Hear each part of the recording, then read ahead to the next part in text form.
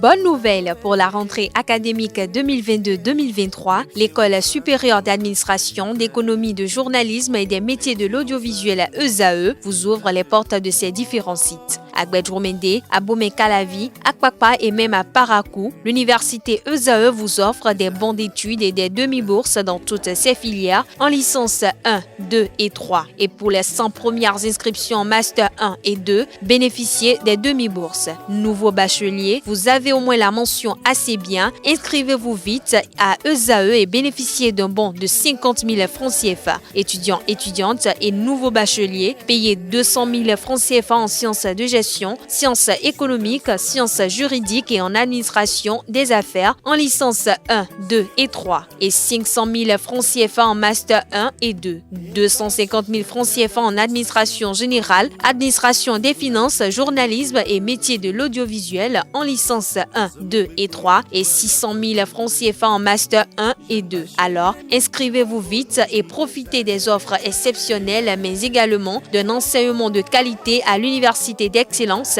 ESAE. Infoline 90 93 65 21 ou le 98 98 14 00. ESAE, l'excellence à un nom. Amis sportifs, bonjour. Victorieux du Soudan 3-0 hier soir à l'occasion de la 3e journée du groupe C du championnat d'Afrique des Nations. Madagascar s'est qualifié pour le tour suivant du CHAN 2023 et termine même leader de sa poule. De son côté, le Ghana a profité de la lourde défaite des Soudanais pour décrocher également son ticket pour les quarts de finale. Madagascar affrontera le Mozambique samedi en quart de finale, tandis que le Ghana fera face au vainqueur du groupe E. Autre information, la 16e journée de la phase retour de la Ligue professionnelle de football a connu son épilogue le dimanche 22 janvier 2023. Au campus d'Abomey-Calavi, les requins de l'Atlantique ont battu Aziza FC sur le score de 2-0. Le récit de la rencontre avec notre reporter.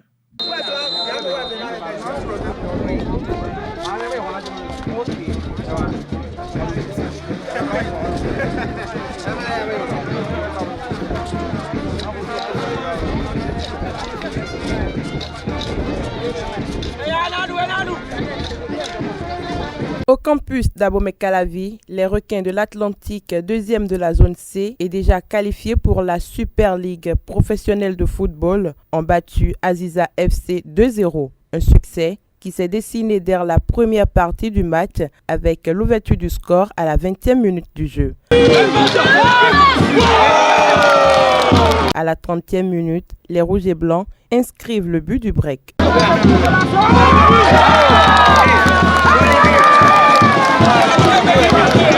C'est la réalité du foot, on vient pour gagner, mais après avec certaines erreurs, on paye cash. Et les 15 premières minutes, on a un peu pêché, ce qui nous a fait prendre encaisser les 2 buts, d'où la défaite. En tant que footballeur, quand tu montes sur un terrain, c'est pour donner le meilleur de soi et de gagner les matchs. Les 2 matchs, on va chercher à les gagner, c'est parce que c'est notre habitude de gagner. On va monter, si on peut gagner, on va gagner. Et puis maintenant, c'est préparé pour la Ligue Pro Suite. Parce que bon, comme vous avez dit, les chances pour se qualifier sont déjà totalement épuisées. Donc je tire toujours des leçons dans la vie, dans tout ce qui m'arrive, je tire toujours des leçons. Donc je suis sûr que chacun d'entre nous, on a tiré des leçons de cette phase. Et puis on va essayer de corriger les erreurs pour l'avenir. Depuis le dernier match, on avait déjà acquis la qualification pour la Ligue Pro. Aujourd'hui, on joue pour une question de leadership. La poule, c'est quoi? Ne pas perdre notre 2e place, au moins se terminer à cette 2e place, puisque Coton a déjà pris de l'avance sur nous. Ben, on joue sans pression, garder la 2e place. On est dans un état d'esprit assez cohérent. Même depuis la première journée à ce jour, les résultats parlent d'eux-mêmes. On a connu un début de phase retour assez difficile. On a perdu ce seul match d'ailleurs au compteur, mais tous les autres matchs on les a pratiquement gagnés si on n'a pas fait nul. Mais je pense qu'on est sur une bonne dynamique. On va continuer à travailler, garder cette dynamique. On aura besoin de renforcer l'effectif. C'est clair, c'est vrai qu'on n'est que dans la zone C. Il y a des gros morceaux dans les autres poules. On ne va pas se contenter. Ces résultats ne doivent pas être flatteurs. On est convaincu qu'il y a un acquis. Mais il faut essayer de renforcer, ça c'est clair.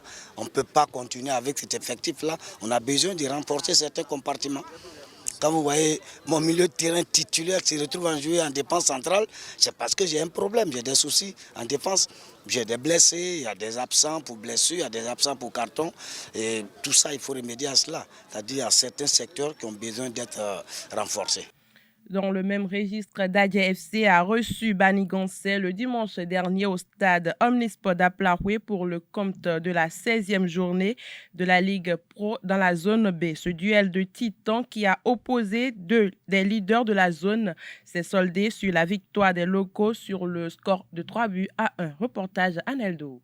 Le duel des leaders de la zone B a tenu le pari sur le stade Omnisport d'Aplaoué. Banigansè, 3e au classement de la zone, a trébuché devant les Dadje du Koufo, 4e au classement. Score final, 3-1 pour les locaux. Pourtant, malgré le bon démarrage de la rencontre, c'est Banigansè qui trouve premièrement les filets à la 28e minute.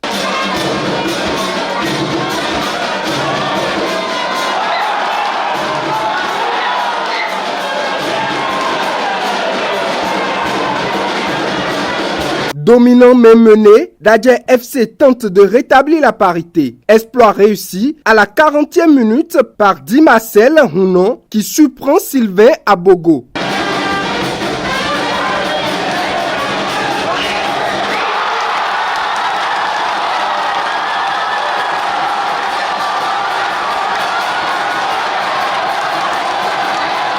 À la pause, le match est équilibré tant dans le jeu qu'au marquois. De retour sur le rectangle vert, Dadje FC met la pression sur l'adversaire qui cède et encaisse à nouveau à la 51e minute. Un but signé Ariel Komi.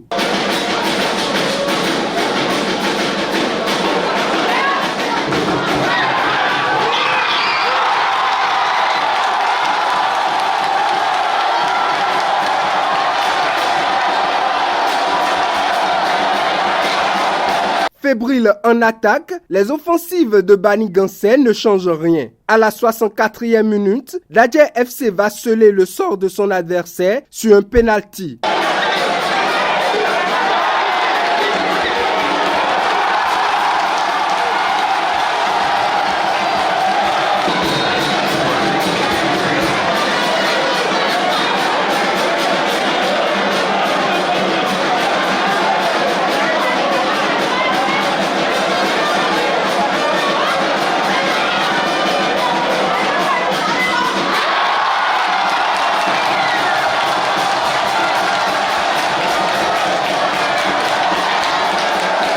Après 2 défaites, l'objectif il était simple, il fallait qu'on gagne un match pour pouvoir accéder à la Super League Pro. Les joueurs, je trouve qu'ils ont eu un mental et un caractère vraiment très appliqué. On a été récompensé le fait d'avoir essayé de créer du jeu, de poser des choses. Et je dis un grand bravo à l'ensemble du groupe, aussi bien aux titulaires qu'aux remplaçants. On a eu de manque de justesse technique, on a fait quelques erreurs de passe qui nous ont mis un petit peu en difficulté, mais je trouve qu'on avait produit quelque chose d'intéressant. Après, créer des solutions, on s'en est fait, on s'est créé des solutions. Après, il faut qu'on soit capable de les mettre au fond. Dadje FC se donne la confiance nécessaire, de quoi se faire une place dans la Super League professionnelle du Bénin. À 2 journées de la fin de la première phase du championnat national de football au Bénin, 9 clubs sur 16 ont déjà assuré leur qualification à la Super League Pro saison 2022-2023.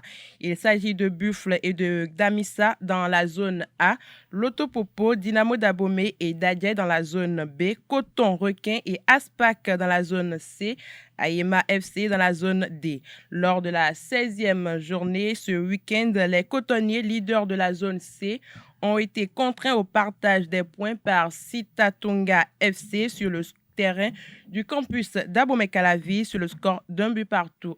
Raouf Afo, entraîneur des Cavaliers Boys, et son homologue Victor Vonka de Coton ont fait la lecture du match.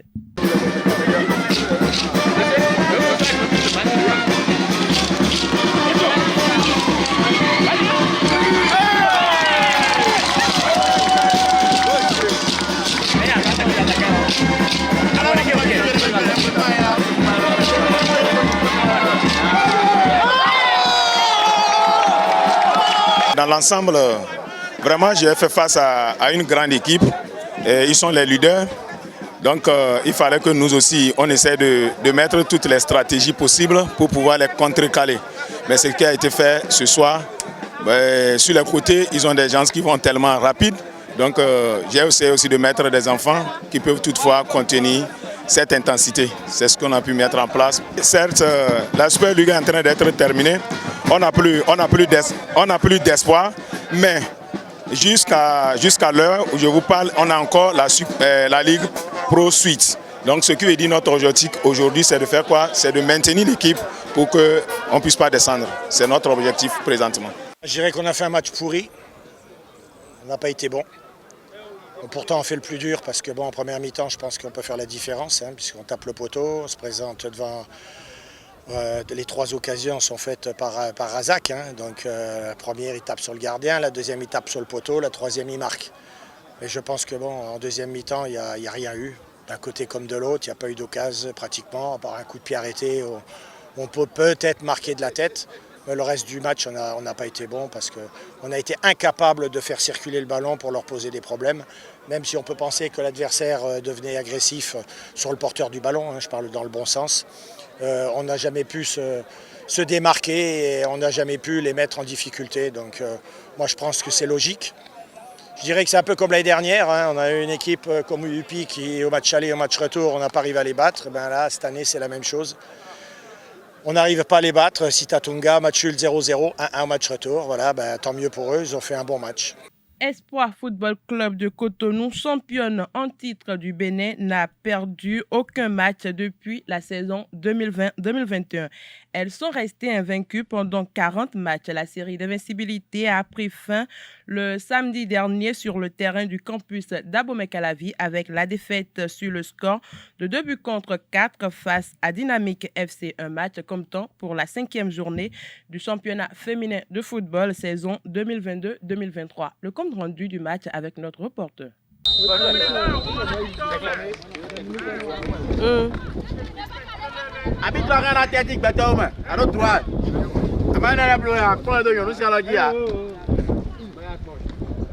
Après une série d'invincibilité de 40 matchs sans défaite, Dynamique FC vient de casser le rythme des doubles championnes en titre. Le club de Calavi a battu 4-2 Espoir FC de Cotonou ce samedi 21 janvier 2023 sur le terrain du campus d'Abomey-Calavi. Les locaux se montrent plus dangereux à l'image de Maël qui ajuste la balle au fond des filets à la 14e minute.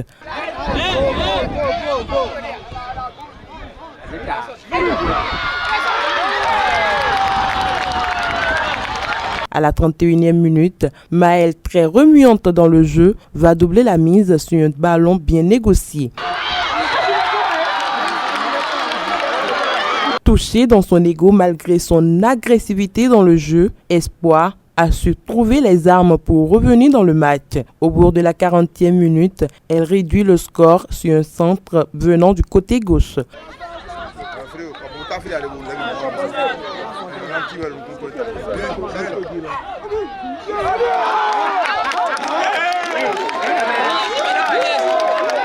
Au retour des vestiaires, c'est la championne en titre qui passe à l'attaque en mettant plus d'intensité. Ses efforts furent récompensés à la 49e minute par Yolande Nyami.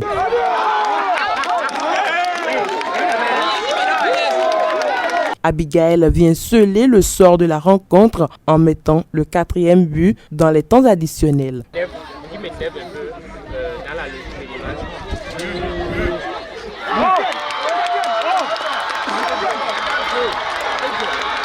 Grâce à cette victoire, les Bleus et Blancs doublent leurs adversaires du jour au classement en récupérant la première place avec 13 points plus 7, tandis que les Vertes totalisent 12 points plus 17. Espoir FC de Cotonou vient ainsi d'enregistrer sa première défaite en championnat depuis la saison 2020-2021.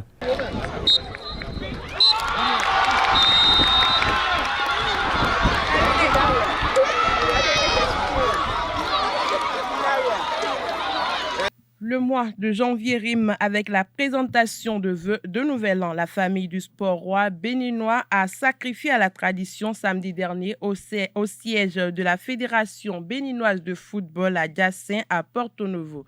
Avancer et faire avancer plus loin le football béninois, tel est le leitmotiv du président Mathurin de Chacus, des autres membres du comité exécutif et de tous les autres acteurs. Tous ensemble, ils ont pris le pari de réaliser des succès plus grands avec le football béninois en 2023. Mathurin de Chacus a saisi l'occasion pour annoncer que c'est son dernier mandat à la tête de la Fédération béninoise de football et qu'il serait prêt à épauler le prochain président pour continuer par servir le football béninois.